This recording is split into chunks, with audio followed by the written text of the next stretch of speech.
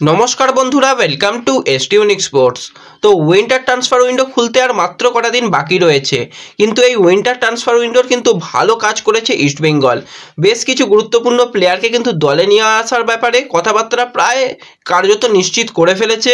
নীলি পারদমো যে বিদেশি প্লেয়ারকে নিয়ে কথা হচ্ছিল, সে শেষ পর্যন্ত সই কমপ্লিট করে নিল এবং আইএসএলের ম্যাচ নিয়েও কথা বলবো আমরা এই ভিডিওতে। তাই ভিডিওটা শুরু থেকে শেষ পর্যন্ত দেখার অনুরোধ করলাম।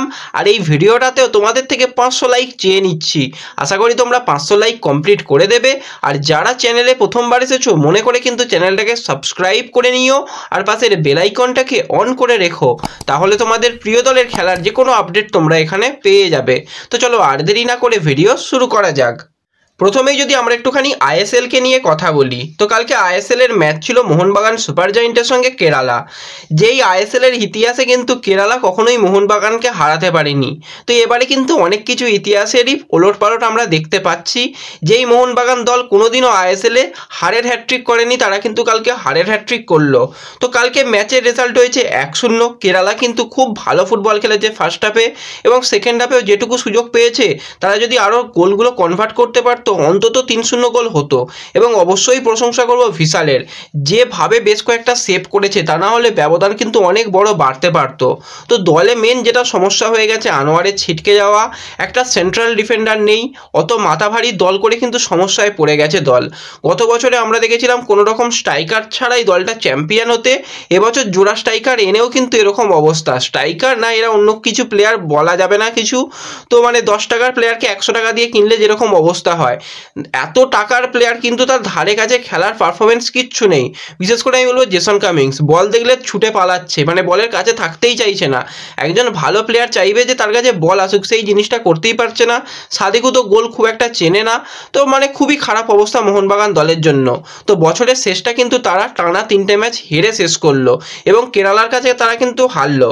তো কালকের কিন্তু ম্যাচের স্কোর লাইন মোটামুটি 150+ স্কোর লাইন প্রেডিকশান এসেছিল, তার মধ্যে মাত্র কয়েকজনের স্কোর লাইন প্রেডিকশান মিলেছে। তাদের নামগুলো একে একে নিয়ে নিচ্ছি। সুভাষিনী বলেছিল ম্যাচ 1-0 গোলে কেরালা জিতবে।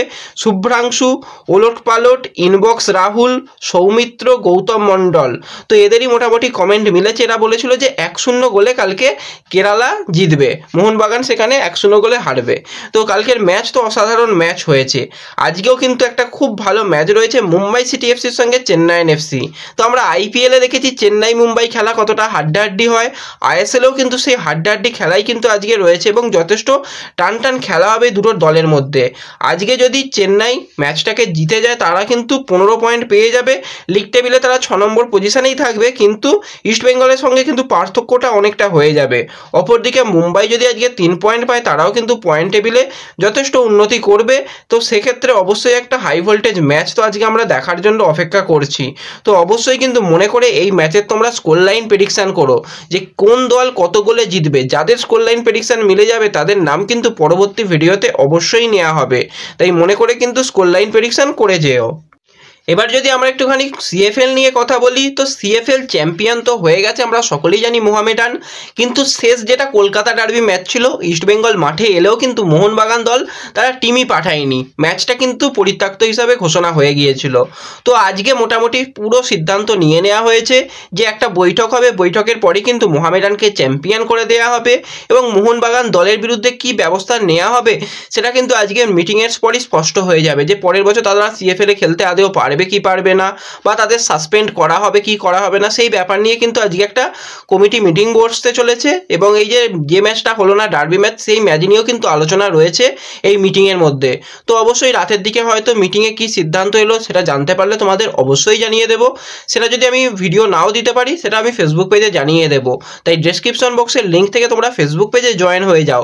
ফেসবুক পেজেও আমাদের 2000 মেম্বার কমপ্লিট হয়ে গেছে। তো তোমরাই কেন দেরি করছো, ফেসবুক পেজে জয়েন হয়ে যাও। সমস্ত লেটেস্ট আপডেট কিন্তু সবার আগে তোমরা ফেসবুক পেজ থেকেই পেয়ে যাবে। তাই মনে করে কিন্তু ফেসবুক পেজে জয়েন হয়ে যেও। তো এরপর যদি আমরা কথা বলি ইস্টবেঙ্গলের টার্গেটে থাকা দুজন ইন্ডিয়ান প্লেয়ারকে নিয়ে, দুজনই কিন্তু হায়দ্রাবাদের প্লেয়ার। আমি তোমাদের বলেছিলাম হায়দ্রাবাদের এই যে আর্থিক ক্ষতি যেটা তাদের চলছে, তা সেই সমস্যার সবথেকে ভালো লাভবান হতে পারে কিন্তু ইস্টবেঙ্গল, তারা যেরকম প্লেয়ার টার্গেট করছে। তো এর আগে আমরা দেখেছিলাম হিতেশকে নেওয়ার ব্যাপারে কথাবার্তা বলছিল, বা হিতেশকে নেওয়ার ব্যাপারে চেষ্টা করলেও হয়নি। তো এখন আবার সময় এসেছে হিতেশকে নেওয়া, সঙ্গে নিখিল পূজারীকেও নেওয়া।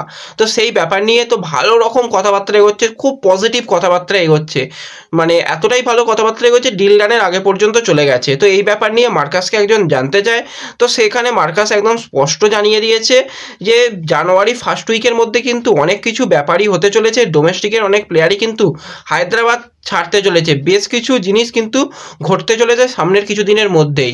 তো সেখান থেকে মোটামুটি বোঝাই যাচ্ছে যে এই যে দুটো ডিল ইস্টবেঙ্গল করতে চেয়েছিল, এই দুজন প্লেয়ারকে নিতে চেয়েছিল, এদের ব্যাপারে কিন্তু অনেকটাই পজিটিভভাবেই ডিলটা হচ্ছে।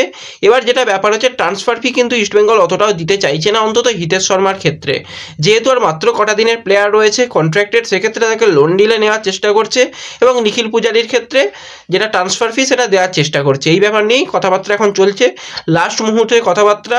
অবশ্যই এই দুজন যদি প্লেয়ার ইস্টবেঙ্গলে এসে যাবে, তাহলে কিন্তু ইস্টবেঙ্গলের ইন্ডিয়ান প্লেয়ারদের যে স্কোয়াড সেটা কিন্তু আরও বেশি শক্তিশালী হয়ে যাবে।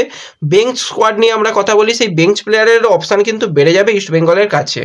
তো এরপর যদি আমরা সরাসরি একটু বিদেশি প্লেয়ারের দিকে তাকাই, তো 29 বছর বয়সী স্প্যানিশ অ্যাটাকিং মিডফিল্ডারের প্লেয়ার নিলি পারদোমো, যে কিন্তু একটা সময় বার্সেলোনা দলে খেলেছে, মেসির সঙ্গে খেলার অভিজ্ঞতা রয়েছে এই নিলি পারদোমো। তো লাস্ট ইয়ার মানে এই ইয়ারেই বলতে গেলে সে খেলছিল গোকুলামে হয়ে খুব ভালো ফুটবল খেলেছে, হঠাৎই কিন্তু গোকুলাম ছাড়ে।